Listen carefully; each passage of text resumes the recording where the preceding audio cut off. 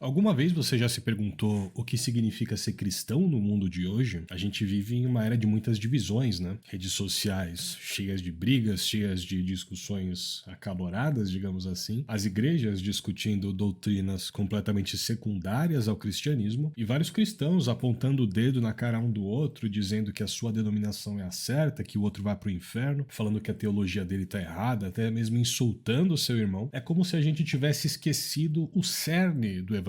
Jesus ele não veio para estabelecer uma religião cheia de regras, cheias de rituais ou até mesmo estabelecer uma placa de igreja. Ele veio para estabelecer o religare, a reconexão do homem com Deus. Lá em João 14,6 ele diz: "Eu sou o caminho, a verdade e a vida. Ninguém vem ao Pai senão por mim." Ele é o único mediador entre nós e Deus. E isso não se trata de uma instituição, de uma tradição ou até mesmo de um líder carismático, né? Mas quando a gente olha ao nosso redor, a gente percebe que hoje em dia nós vivemos em um tempo onde o julgamento, até mesmo entre cristãos, é uma coisa normal. Batistas contra pentecostais, católicos contra protestantes, tradicionais contra carismáticos, é aquela briga completamente infundada, né? Cada um acha que tem o monopólio da verdade, isso é uma coisa absurda. E sabe quem que ganha com isso? O nosso adversário, capa preta, o portador da luz, o diabo. Diabo vem do grego diabolos, que significa aquele que causa divisão, aquele que causa contenda. E não é exatamente isso que ele tem feito no nosso meio. Ele adora quando a igreja se fragmenta. Ele adora quando o amor de Cristo é substituído por orgulho, por soberba. Ele adora quando o foco sai de Cristo e vai para discussões não só infrutíferas, mas completamente estéreis. Afinal, a gente só tem a troca de um discurso por outro discurso, por outro discurso, por outro discurso, por outro discurso. Então, hoje aqui nesse vídeo a gente vai mergulhar fundo na Bíblia para entender uma verdade transformadora. Eu tô com a Bíblia aqui, tá?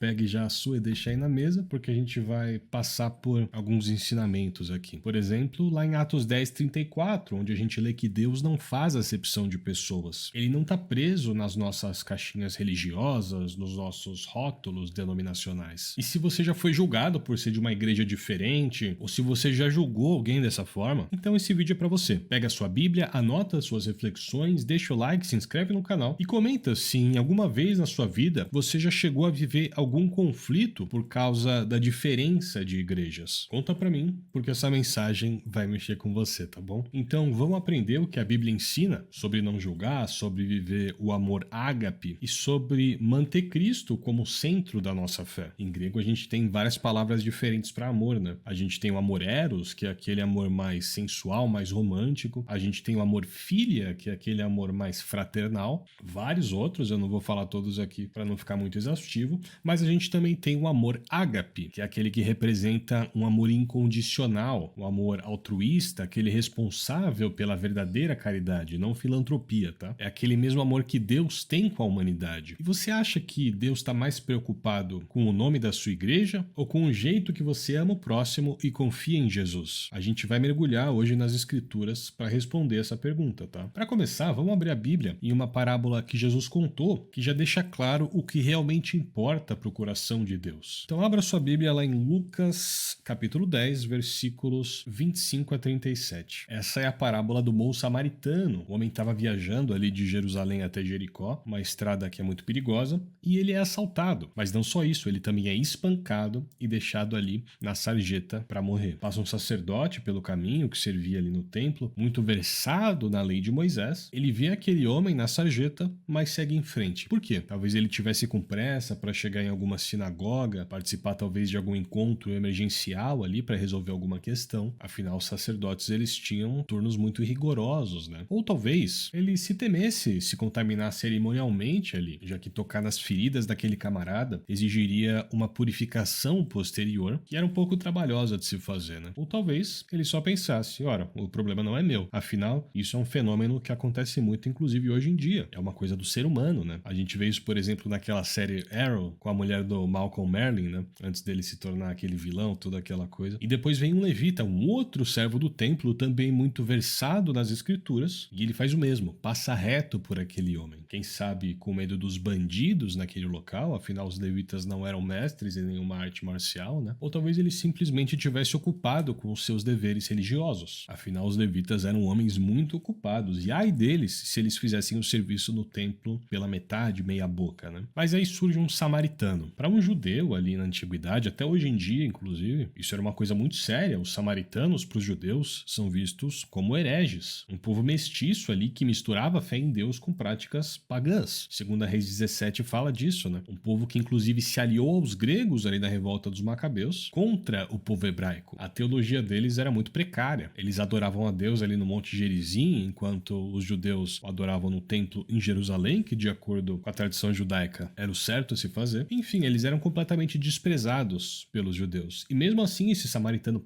limpa as feridas daquele homem, coloca ele no seu jumento, leva ele ali para uma hospedaria e paga 2 moedas de prata, que é o equivalente ali a 2 dias de salário, né? Hoje em dia, um trabalhador ali da escala 6 por 1 tá ganhando quanto por mês? Vamos colocar R$2.600 para facilitar um pouco a nossa conta, embora seja bem menos, né? Mas tá lá, R$2.600 por mês, dividido por 26 dias que ele trabalha no mês, dá R$100 a diária dele. Então é como se ele tivesse tirado hoje em dia R$200 ali e pagado para o bem-estar de um completo desconhecido, inclusive prometendo voltar posteriormente e pagar qualquer custo extra que aquele homem teria. Jesus pergunta ali ao doutor da lei, né? Quem foi o próximo desse homem? O sacerdote, o levita ou o samaritano? Ora, a resposta é óbvia, é claro que é o samaritano. Ele viveu o amor ágape nesse momento, o amor sacrificial que reflete o coração de Deus. Afinal, ele não ganharia nada com aquilo. E o que Jesus ensina nessa parábola? Ele ensina que o amor prático é mais importante do que ter a teologia correta, mas apatia com os seus irmãos, com o seu próximo ali, como o caso da parábola. Em 1 Coríntios 13:2, inclusive, Paulo fala, né? Mesmo se eu tiver toda a fé, a ponto até mesmo de conseguir transportar montes, se eu não tiver amor, se eu não tiver caridade, nada serei. O sacerdote e o levita, eles tinham conhecimento da lei. Eles eram grandes teólogos ali na tradição judaica. Mas eles falharam no segundo maior mandamento: amai o seu próximo como a ti mesmo, né? O samaritano, com a sua teologia precária, com a sua teologia errada, ele agiu como Deus queria. E isso é uma provocação direta ao nosso orgulho religioso. Quantas vezes a gente não julga alguém porque frequenta uma igreja diferente, de outra denominação, ora de outro jeito, ou interpreta um versículo de uma forma distinta da nossa? Jesus, nessa parábola, ele está dizendo: olha para o coração, não para a placa daquela igreja. E no contexto judaico, essa parábola ela é revolucionária. Os samaritanos eram tão desprezados pelos judeus que o doutor da lei não consegue nem mesmo dizer o samaritano na resposta. Ele diz aquele que usou de misericórdia, não querendo admitir que o samaritano seria o próximo dele. Mas Jesus inverte as expectativas, mostrando que a verdadeira espiritualidade não está em títulos religiosos, mas em ações de compaixão, em ações de caridade. O amor ágape desse samaritano, inclusive, reflete ali Mateus 25:40, onde Jesus fala que o que vocês fizerem a um dos menores dos meus irmãos, a mim o fizeram. Além disso, a estrada de Jericó até Jerusalém, ali de 27 quilômetros, tem uma descida muito íngreme, é uma estrada extremamente perigosa. Ela era conhecida por seus assaltos, o que também explica o porquê daqueles 2 homens terem passado reto, mas isso torna o ato do samaritano ainda mais corajoso. Ele arriscou a própria vida para ajudar aquele judeu, mostrando que o amor ágape, muitas vezes ele pode envolver a abnegação pessoal, o sacrifício pessoal, né? E quem é o samaritano na sua vida? Alguém que você menospreza por não ser da sua denominação, mas que pode estar vivendo o amor de Cristo melhor do que você? Inclusive eu falo isso para mim também. E quem que tá na estrada da sua vida precisando de ajuda, mas você passa reto por ter algumas diferenças religiosas, algumas diferenças culturais também? Comenta aí uma história que você viu ou que você praticou esse amor ágape. E esse princípio de Deus agir a despeito de barreiras religiosas, ele não é nenhuma novidade, tá? Ele também trabalhou, por exemplo, na vida de Cornélio, na vida de Melquisedeque, que eram 2 homens fora do povo escolhido. Lá em Atos capítulo 10, a gente conhece Cornélio, um centurião romano lá na região de Cesareia. Ele era um gentil, ele não seguia o judaísmo, ele não era circuncidado, ele não seguia a lei de Moisés, mas a Bíblia diz que ele era piedoso, que ele era temente a Deus. Ele inclusive dava muitas esmolas e ele orava constantemente. Cornélio pertencia ao grupo dos tementes a Deus, gentios que adoravam o monoteísmo judaico sem fazer a conversão formal com a circuncisão, com todo aquele procedimento complexo, né, para se converter ao judaísmo. Mas Deus ouve as orações desse homem. Ele estava ali orando, fazendo jejum já há algum tempo, e Deus envia um anjo para ele para dizer que ele deveria chamar o apóstolo Pedro, que inclusive estava tendo sonhos ali nos últimos dias com uma mesa cheia de alimentos impuros, né? O apóstolo inclusive reclama com Deus, falando que ele não comia aqueles alimentos ali, como por exemplo a carne de porco, e Deus inclusive dá uma bronca nele, falando: não chame de impuro aquilo que eu santifico. Aí em um determinado momento momento, os soldados de Cornélio chegam, Pedro vai com eles até a casa do centurião, e quando Pedro chega ali, Cornélio e toda a sua casa ouvem o evangelho de Cristo. Eles recebem o Espírito Santo e são batizados. Nesse momento, Pedro fica chocado e reconhece que Deus não faz acepção de pessoas, mas em todas as nações, aquele que teme a Deus, aquele que faz o que lhe é justo, é aceitável para o Senhor. E isso é um marco. Pedro teve até que se explicar depois para a igreja, que nessa época ainda era uma seita judaica, mostrando que Deus ele não está preso em uma religião, em uma etnia, em uma cultura. O caso de Cornélio, ele é um divisor de águas ali. No judaísmo, os gentios eram considerados impuros. Pedro precisou de uma visão divina para entender que Deus aceita todos que o buscam. Romanos 2, 14 e 15, inclusive, complementa essa ideia, dizendo que os gentios, sem a lei, podem seguir a lei moral escrita em seus corações por meio do Espírito Santo. Teologicamente, Cornélio representa a universalidade do evangelho. E isso foi previsto lá em Isaías 49:6, né? Onde dizia que Jesus seria dado como luz para os gentios. Agora, se a gente voltar bem antes no tempo, lá em Gênesis 14, a gente lê sobre Melquisedeque, o rei de Salém, uma cidade que era sagrada, provavelmente uma Jerusalém primitiva ali, mas que hoje em dia esse nome ele foi corrompido, né? Quando a gente pensa em Salém, a gente só lembra ali das bruxas de Salém, de todas as atrocidades que aconteciam na época ali, de acordo com a cultura pop na Inquisição e tudo mais. Mas Melquisedeque já aparece naquela época como sacerdote do Deus Altíssimo, o El Elyon, né? Conforme eles falam. Melquisedeque não era hebreu, não fazia parte da família de Abraão, mas abençoou aquele homem em nome do Deus verdadeiro. Hebreus 7, inclusive, descreve Melquisedeque como um tipo de ungido, um sacerdote eterno sem uma genealogia conhecida. E isso é uma coisa muito profunda. Antes mesmo de Israel existir, Deus já tinha adoradores por todo o local, fora do povo escolhido, que nem existia nessa época. No livro O Fator Melquisedeque, Don Richardson argumenta que Deus deixou várias pistas de sua verdade em várias culturas ao redor do mundo. Por exemplo, os gregos, eles tinham um altar ao Deus desconhecido. Paulo, inclusive, usa isso para evangelizar aquele pessoal. Várias tribos antigas também tinham práticas monoteístas que ecoavam a fé no Criador. E Melquisedeque é um exemplo disso. Ele é um rei sacerdote cananeu que conhecia o Deus verdadeiro, mostrando que Deus nunca foi exclusivo de um grupo. Melquisedeque desafia a ideia que Deus só se revelou a Israel. Sua ordem sacerdotal superior à de Arão aponta para Jesus Cristo, e isso transcende todas as estruturas religiosas. Isso ecoa a teologia desse livro, O Fator Melquisedeque, que sugere que Deus plantou sementes de redenção em todas as culturas, preparando a todo o planeta para receber o evangelho. Você já julgou alguém por não seguir a sua tradição? Eu confesso que eu já. Mas Deus nos chama para reconhecer a fé genuína, como ele fez inclusive nos casos de Cornélio, no caso de Melquisedeque, e talvez aquele irmão da outra igreja, aquela que você julga, tenha algo a te ensinar sobre humildade, sobre a busca por Deus. Será que você pode abrir o seu coração para ver a ação de Deus além da sua igreja, da sua denominação? E se Deus aceita a fé de quem está fora do povo escolhido, será que ele só salva? Será que ele só cura a pessoa que está dentro da religião certa? Lá em 2 Reis capítulo 5 a gente conhece Naamã, um general sírio inimigo de Israel que sofria de lepra. Ele não conhecia a Deus, mas uma escrava israelita fala de Eliseu, um profeta muito importante ali no Antigo Testamento, discípulo de Elias, que inclusive tinha sido arrebatado, né? E Naamã vai até ele carregado de muitas riquezas, esperando ali um ritual grandioso, uma grande cerimônia, mas Eliseu só manda ele se banhar 7 vezes ali no Rio Jordão. 7 é o número inclusive da perfeição, né? O número é da completude, um número que é muito importante na Bíblia. Naamã fica completamente indignado, afinal os rios da Síria não seriam melhores, mas por insistência ali dos seus servos, Naamã obedece essa ordem e é curado. E isso é chocante por diversos motivos, tá? Primeiro, Jesus destaca ali em Lucas capítulo 4 que nenhum leproso em Israel havia sido curado da sua doença, senão Naamã, o general sírio. No Antigo Testamento, a lepra era uma doença gravíssima. Era vista inclusive como uma maldição. Miriam é amaldiçoada dessa forma depois de reclamar do seu irmão Moisés, né? E no livro de Levítico, a lei detalha precisamente procedimentos ali muito minuciosos para diagnosticar lepra em alguém e para purificar alguém que teria sido curado. Se um leproso fosse curado, ele deveria se apresentar ao sacerdote, oferecer vários sacrifícios específicos ali, pássaros, cordeiros, azeite, inclusive passar por um ritual que durava 7 dias. Só que aqui tem um detalhe muito importante. Nenhum israelita, com toda a lei, com todos os sacerdotes, foi curado de lepra no Antigo Testamento. O único curado foi Naamã, um general sírio, um gentio, um inimigo do povo hebraico,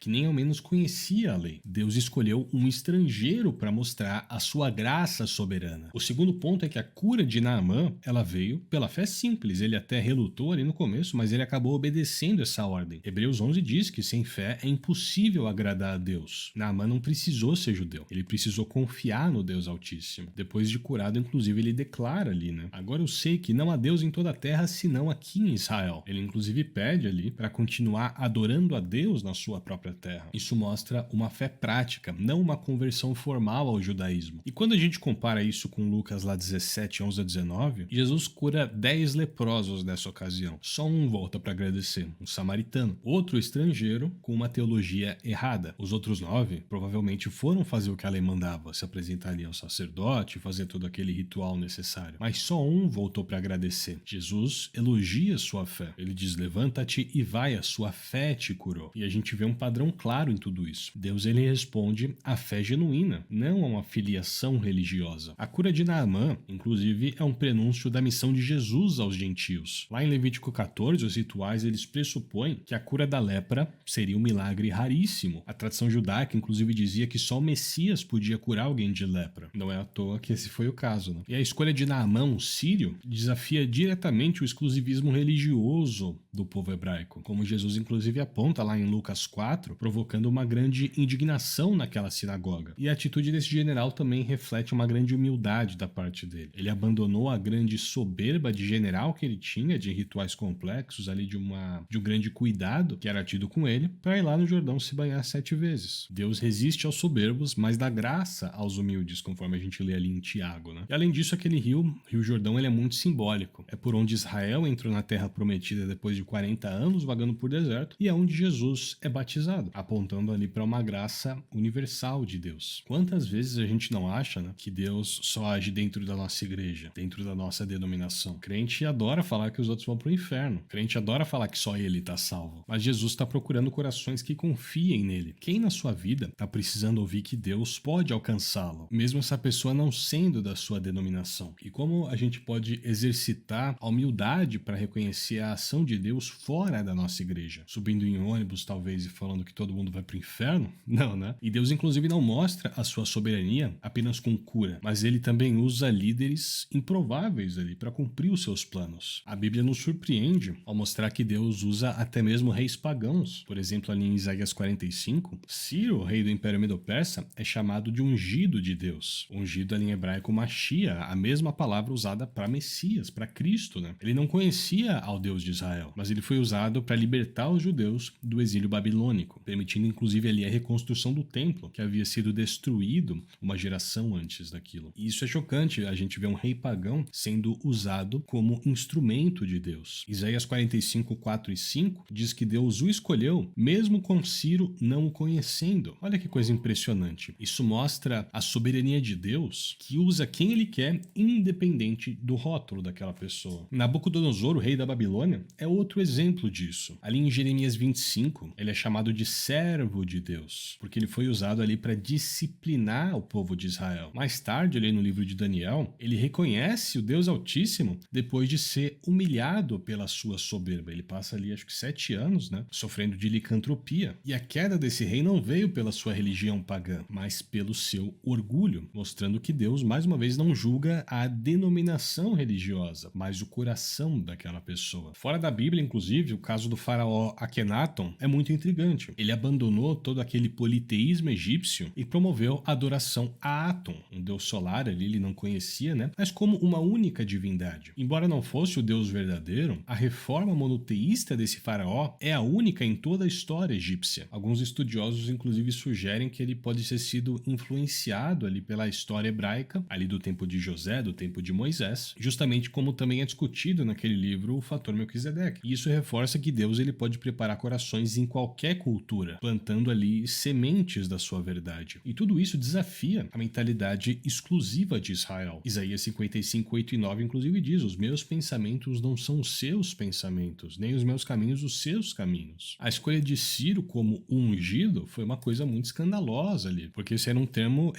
né, muito importante. Ele é reservado ali para reis, para sacerdotes e para o Messias, que foi Jesus Cristo, mas que os judeus estão esperando até hoje. O teólogo John Oswalt, inclusive, destaca que isso aponta para a soberania de Deus em todas as nações. Akhenaton, por sua vez, é um exemplo de como Deus pode agir mesmo em contextos pagãos, preparando ali o terreno para o evangelho, conforme é visto inclusive ali no livro de Atos, com o caso do Deus desconhecido, né? E isso mostra mais uma vez que Deus não está limitado a essas correntes que nós criamos. Ele pode usar qualquer um para cumprir os seus propósitos. Antes da gente julgar, é importante perguntar: será que eu tenho autoridade para fazer isso? Não julgueis para que não sejas julgado, não condeneis para que não sejas condenado. A gente lembra disso, por exemplo, lá naquele caso onde a mulher adúltera estava para ser apedrejada e Jesus aparece ali, começa a escrever os pecados de todo mundo ali na terra, né, apontando inclusive com setinha para cada um e falando: aquele que não tem nenhum pecado, que atire a primeira pedra. Depois não ficou ninguém, só ficou Jesus, e ele fala para essa mulher: cadê todos aqueles que te condenam, mulher? Jesus, ele poderia apedrejar aquela mulher de acordo com a lei, mas ele fala: ninguém te condenou, eu também não te condeno. Vá e não peques mais. Agora, por que será que os cristãos, mesmo assim, continuam brigando tanto entre si? Conforme a gente já viu, a palavra diabo, ela vem do grego ali diabolos, que significa aquele que divide, aquele que causa divisão, né? E o maior prazer do nosso inimigo é ver a igreja fragmentada, cristãos brigando ali por doutrinas totalmente secundárias, igrejas acusando umas às outras de heresia por coisas tão pequenas. E em 1 Coríntios capítulo 1, ali dos versículos de 10 a 13, Paulo repreende os coríntios que estavam competindo entre si ali, falando: eu sou de Paulo,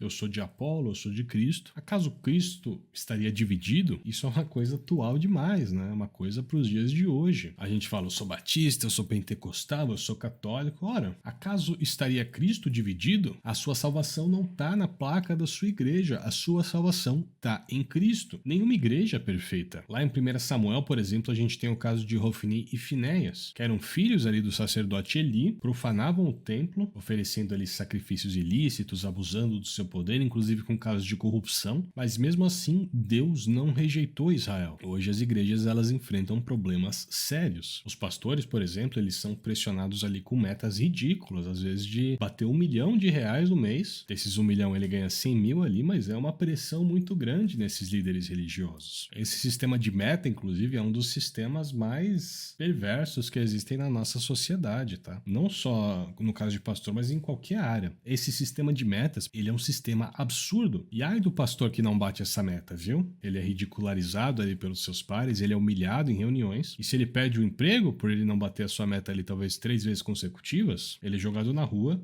e nunca mais consegue emprego algum. Então a pressão em cima desses caras, mesmo que eles entrem com um coração bom ali querendo fazer a obra de Deus, a pressão é muito grande. Muitos deles são viciados em drogas, muitos deles cometem adultério e eles não podem falar isso com ninguém. É um sistema realmente de escravidão, tá? E esse tipo de coisa não vem de Deus. Deus, ele liberta. Quem aprisiona é outra entidade. Quem escraviza é outra entidade. Isso com a igreja evangélica, né? Com a igreja protestante. A igreja católica já tomou 7 pontos na carteira ali com o caso do Concílio Vaticano II. Agora isso condena todos os católicos? Isso condena todos os protestantes? É claro que não. A gente tem sim um remanescente fiel em todas as denominações. Assim como os leprosos ali curados por Jesus e abençoados por Judas Iscariotes não eram considerados traidores. Afinal, Judas era um mero instrumento ali para a glória de Jesus. As pessoas que ele abençoou não foram consideradas traidoras por terem sido abençoadas por ele, uma vez que ele era traidor. É claro que não, porque ele abençoou no nome de Jesus, não em seu próprio nome, entendeu? E o mesmo vale para qualquer igreja. A graça, ela vem de Deus, não da instituição. É claro que muitas pessoas são enganadas, tá? Eu não tô falando isso, mas a gente não pode sair apontando o dedo na cara de alguém porque ele participa de uma dessas igrejas. Essa pessoa precisa ser instruída, ela precisa ser ali trazida para a verdade, né? Mas mesmo depois de ser avisada 1, 2 vezes, ela ainda não quiser sair desse local, isso não nos dá autoridade para julgar essa pessoa, para colocar rótulos nela ali de falta de inteligência, entre outras coisas piores, né? Quem julga é Deus. A parábola ali do joio e do trigo fala exatamente sobre isso. É Deus que faz a seleção ali entre quem vai ficar com ele e quem vai ser lançado ali nas trevas exteriores, né? Não somos nós que fazemos esse julgamento. Hoje existem mais de 40 mil denominações cristãs. Alguns pesquisadores, inclusive, falam de 70 mil, né? É claro que entra de gaiato também algumas seitas nesse meio, mas de qualquer forma isso enfraquece o nosso testemunho. Muitos estudos mostram que pelo menos 60% dos jovens cristãos abandonam a igreja por causa de hipocrisia, por causa de picuinha. É um vendendo guarda-chuva de Noé, é outro vendendo a vassoura que varre Satanás para fora da sua casa, é a Bíblia ungida de R$ 900, é a bota de couro de jacaré, de serpente, é R$ 80